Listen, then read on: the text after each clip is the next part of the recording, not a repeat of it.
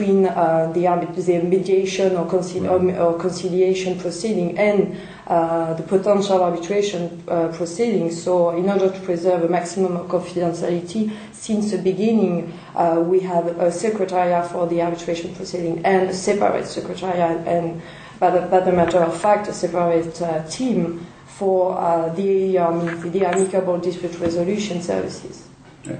Yeah, ICDR was actually the parent organization, so the American Arbitration Association was formed in 1926, and it was actually formed as a result of a mediation. So mediation goes right to the heart, sort of the forming of the organization. There were two separate institutions in place at the time, and they negotiated with the assistance of a third-party mediator, a merger, becoming the AAA. Now, so only 3 years after the ICC. Yeah. In terms of forming, very good competition emerged. Yeah, there you are. In terms of use of the process, I think the organization comes by it because of the rapid growth of the process on the domestic side in the U.S. So it was, I think, I would say actually not 70s. I would say 1980s, in a commercial context, you started seeing multinationals proposing mediation to their clients, largely in the U.S. I actually began at that time. I was managing an office for the association in the West in Denver, and started doing training programs for the courts and for bar associations and the like, and started seeing a growth of that process. Of mediation. Interestingly enough, it sort of grew organically, even in the States. You didn't see it in places like New York, but you saw it in California, you saw it in Colorado, you saw it in Florida, Texas institution, places like that. And then eventually the process grew to the extent that multinationals said, we like this process, we're going to take it international. So ICDR, now formed 1986, our first procedures. We say we're going to incorporate mediation with our international procedures. So we start using things like check-off boxes. Would you like to use mediation? The call comes from the case manager when the case is filed. Have you considered mediation? The idea being that for some parties, a negotiated solution is better than a decision from a third party, and we should let parties decide if they want to use that process. Yeah.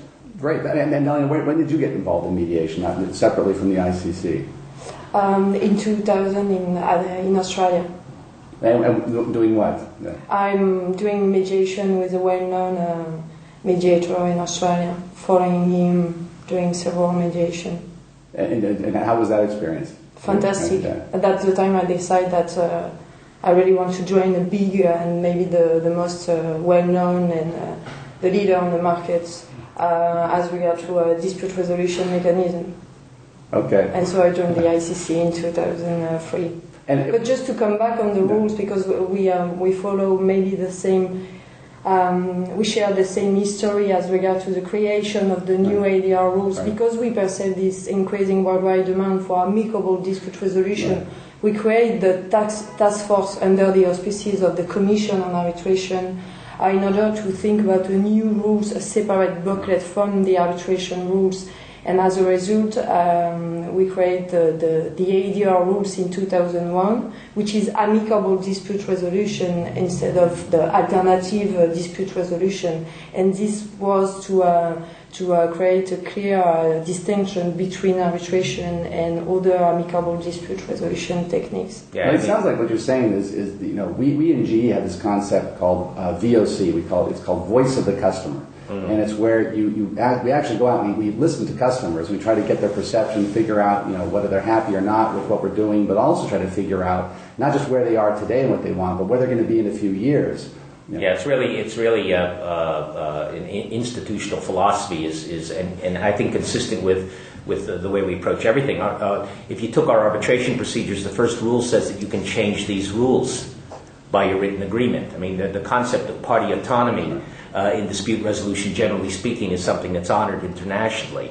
So if that's the case, why shouldn't that also govern what kind of process do you want? Do you necessarily want a decision at all? How would you like someone to give you a quick a review of your case and an opinion? Or how would you like somebody to sit down with you in a room and try to work through settlement options with you? So a mediator or an early neutral evaluation, or, it's what you want. And you're right, it's what does the customer want? We make it cheap to access because it doesn't require a great deal of administration, unlike an arbitration proceeding. So essentially the parties are looking to get a mediator appointed, get to mediation, solve the problem. So very, very low cost to end. Very low. With the ICC, what's the initial fee? It's $1,500 US. Okay, so between the two parties. Yes. Between the two parties, so $750 a piece. So in either event, these are not the arbitration advances or big fees. These are just, and that starts the process. There are a lot of financial bridge between the arbitration proceeding, ICC arbitration proceeding, and ADR. For example, if you are in the middle of the arbitration proceeding and the party agreed on the fact that they want to try an ADR, an ICC ADR first, they will not have to pay the ADR registration fee because it's the same institution. That's it. You're already in the door. So now that you're in, okay, yeah. And the same is true with ICDR. The idea is to make it easy, and so whether it's at the beginning of the case, whether it's a check-off box on a demand form, whether it's reminders from the case manager that have the parties considered mediation, what you want to do is encourage it at each step of the case. Wow. And the fact of the matter is parties in substantial cases sometimes take some time to get used to the concept of I didn't know. settlement. So you both offer basically free mediation support in the context of a pending arbitration. You're not paying anything additional in terms of fees. You are paying for the mediator. Right. For the mediation, exactly. And for some administrative expensive, but it's quite inexpensive. So it's people listening to this podcast. Go out and get if you got a pending ICC or ICD arbitration. It sounds like there's very little cost to just trying mediation. Well, and you shouldn't give up your hearing date, because there's nothing like a deadline, to energize the process. So, if I was going to recommend how a party uses the process, consider mediation first. But if you're in an existing arbitration, keep your hearing date. Parties get a lot more realistic in terms of their possible outcomes as you get a little closer to that. I think people, when the deadline's looming over your head. Yes. So now we're in. So whether we're in an arbitration, we try mediation, or we filled out the form and paid a fee to get our way in the door. What happens now? We're going to talk to you about the selection of the mediator, assuming that we haven't been able to agree with the other party. Where do your mediators come from? Now, for example, ICC. What's the pool of? Is it a limited pool or is it an unlimited pool? No, it's not a limited pool, and we do not work actually with a list of neutral, because under the ICC ADR rules, party can choose a mediation, conciliation, evaluation, or any other amicable techniques. So I'm not going to give a name, so I will call the neutral, which means mediator or conciliator. So how we select neutral? So we can propose or appoint a neutral, but because we are an international institution and 80% of cases under the ICC ADR rules are international cases and not domestic cases, we must work with neutral from all over the world. So we use our network, which is composed of more than 90 national committees from all over the world.